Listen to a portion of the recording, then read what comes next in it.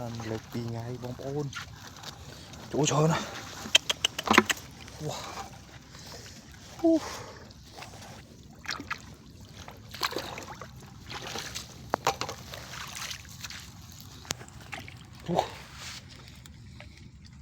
Wow. Trời ơi.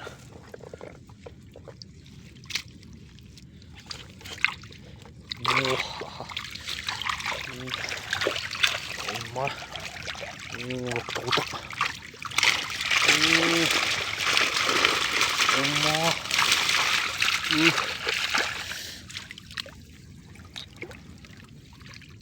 chui tắc